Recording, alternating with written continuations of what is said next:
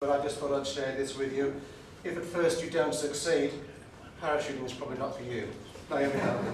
Okay, so we finished off looking at some of the post-traumatic properties of countertransference and the kinds of things that we may find ourselves inadvertently doing that can become very problematic for the therapy. And a therapeutic misadventure in the transferential relationship can lead to the re-victimization of the client and VT of the therapist. This is when we find ourselves, enacting the triangle, victim, rescue, perpetrator triangle in the therapy session with the client.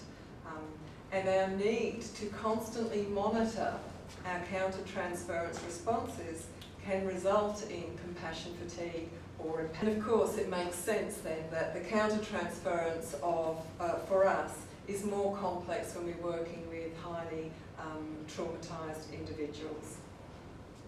And I mentioned before we broke for tea about my experience with my client who was being very distressed about my going on leave coming up to Christmas and all her things being reactivated and her demands that I should be available and I shouldn't go on leave and what a terrible, awful therapist I was and how badly I handled that. Clearly my tolerance to that kind of behaviour with my client was really reduced, having just had a client commit suicide.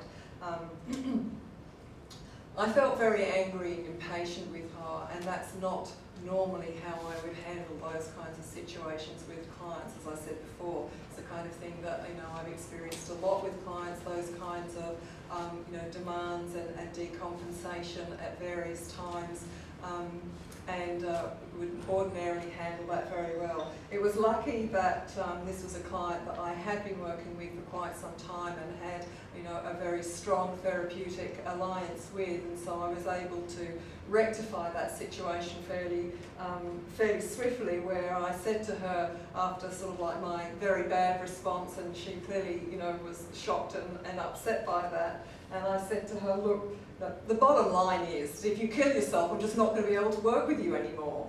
And she kind of looked at me all nonplussed and then just cracked up laughing, and we were able to sort of like get back on track.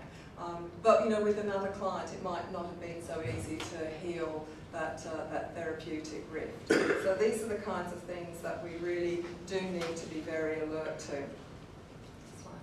And I think that part of that, one of the things that we really need to understand is going to assist us with our counter-transference responses is being very, very thoroughly grounded in the key and the core trauma dynamics that we need to understand, because these are the things that are being activated in our clients constantly. So we need to understand the locus of control shift.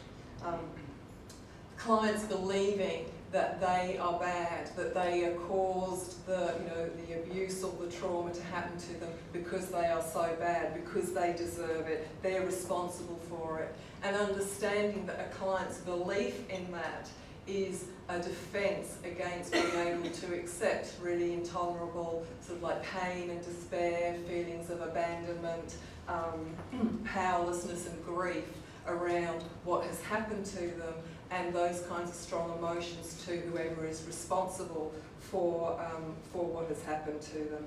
And that belief that I am bad and I deserved it is not something that can be shifted with cognitive work. Clients can understand that at an intellectual level, but it won't shift until they can emotionally process it, until they're emotionally able to go to where that grief and that despair and that rage is. We also need to really understand attachment to the perpetrator. The client who is either full of hate and rage towards their perpetrator, or have an idolised perception that this person that hurt them is really absolutely wonderful and adorable and a great human being. both of those things are actually two sides of the same coin. They look very different, but again, they are both defences around really being able to accept and face what has happened to them and how they feel about that underneath it. And those feelings of, about abandonment and betrayal are very key and the most difficult things for clients to be able to work with. And of course, the whole other side of the attachment to the perpetrator is that when you're working with survivors of child abuse, they have needed to be able to attach to the people that have hurt them. And this is what has created the splits inside them in the first place. Part of them that can remain attached so that they can survive, and other parts of them that may hold other feelings of rage and grief, etc. And the other dynamic around the victim, rescuer, perpetrator, this is the dynamic that I'm often supporting people in case consultations to be able to address. That dynamic is going to come into the therapy room at some point during the therapy.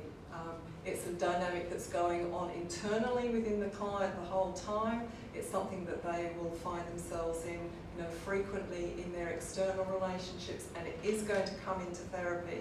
And so we need to be very, very aware of that dynamic and the different ways that it can play out. And one of the things that I will often suggest to therapists in case consultations is to just have a visualisation of a triangle when they're sitting in the room with a client, and to just work out, where am I sitting potentially on the triangle in this interaction with the client, and where is my client sitting? And that can really help you have enough perspective to stand back and not reenact those dynamics with your client. So how else can it manifest when it's unrecognised? So it can reflect in difficulties in our relationships, both at work and at home, us becoming more irritable, less available emotionally to people, trouble delegating at work, feeling that only you can do it, you have to sort of handle it all, difficulty collaborating and sharing with your colleagues. Avoidance, we've talked about before, avoiding situations in your work environment or your personal situations that feel challenging or confronting in some way because we're already feeling stretched to the limit. And the more avoidance that we are in, the more likely for misunderstandings and conflicts to occur. And being defensive, not accepting help or support. I said earlier about the importance of us looking out for our colleagues and being able to approach them if we think that they may be experiencing VT.